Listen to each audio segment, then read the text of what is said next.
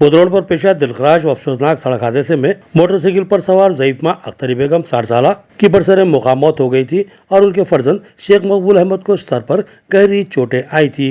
उनको शदीद जख्मी हालत में गवर्नमेंट अस्पताल निजामाबाद में शरीक करवाया गया था, जहां इंतहाई नाजुक सूरत हाल में आईसीयू में इनका इलाज चल रहा था, लेकिन दौरान इलाज रात 8 बजे के करीब उनकी मौत हो गई। शेख मकबूल के लवाहिकीन में इनकी बेवा के अलावा 3 बच्चे हैं, जिनमें 2 लड़कियां 10 साल और 7 साल और एक लड़का 4 साल है। मजलिस कायदीन ने पोस्टमार्टम की कार्रवाई अपनी निगरानी में करवाई और उसके बाद लाश को लवाहिकीन के हवाले कर दिया गया। निजामाबाद के मजलिस कायदीन ने लारी मालिक व जिला लारी एसोसिएशन के जिम्मेदारान से मुलाकात और बातचीत के बाद मुतालबा किया कि सड़क हादसे में फौत होने वाले शेख मकबूल और इनके अफराद खानदान को मुआवजा दिया जाए। शेख मकबूल की वफात के बाद इनके घर में कोई कमाने वाला मौजूद नहीं है और इनका कोई पुरसाने हाल नहीं है, लिहाजा इनके गुजर बसर के लिए माली इमदाद लाजमी है।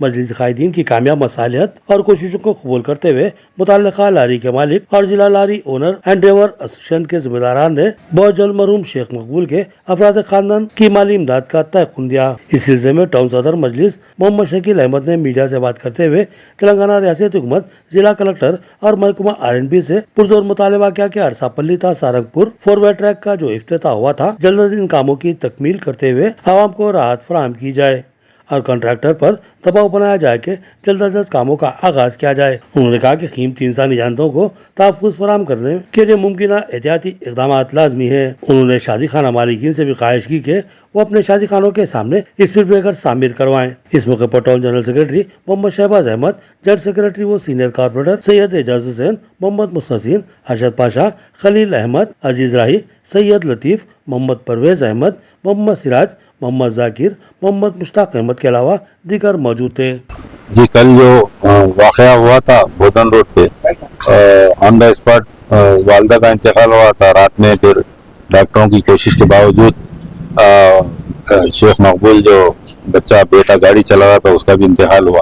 उसके लिए आज हम पोस्टमार्टम के लिए जल्द से जल्द पोस्टमार्टम की कार्रवाई ख़त्म करके विरसा को उनके हवाले किया गया।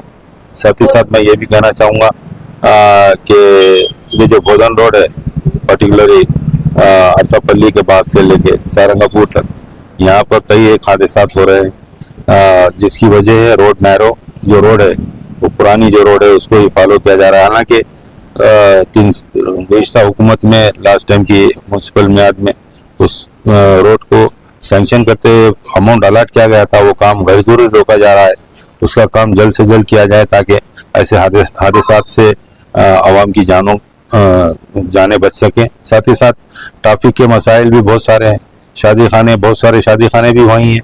शादी खाने वालों की भी जिम्मेदारी है कि वो बैरिकेड्स लगाते हुए एहतियात बरतें और ट्रैफिक को एक हद से मामूल जाने के लिए रास्ता हमवार करें। बहरहाल बहुत सारे ऐसे चीज़ें हैं। साथ ही साथ ये जो मरने वालों के लिए हमने लारी एसोसिएशन से भी बात की कि 3 बच्चे जो है यतीम हो चुके, उसके लिए तो एसोसिएशन वाले भी आके बढ़ के आगे आके माली इमदाद करने की इज़हार ज़ाहिर किया। हम उम्मीद करते हैं ज़्यादा से ज़्यादा उनको माली इमदाद पहुँचाएँ और क़ानूनी मदद देते हुए उनके साथ इंसाफ हो, बल्कि निज़ामाबाद MIM यूनिट की हमारी कोशिश है। हम कलेक्टर साहब से भी जाके इस पर्टिकुलर इस रोड के ताल्लुक से नुमाइंदगी करेंगे कि ये काम जल्द से जल्द स्टार्ट किया जाए। गुज़िश्ता साल पहले बड़े बड़े लीडर आके इनाग्रेशन करके चले गए, फिर जैसा का वैसा ही पड़े हुआ है, क्योंकि लोगों की जान बहुत कीमती होती है।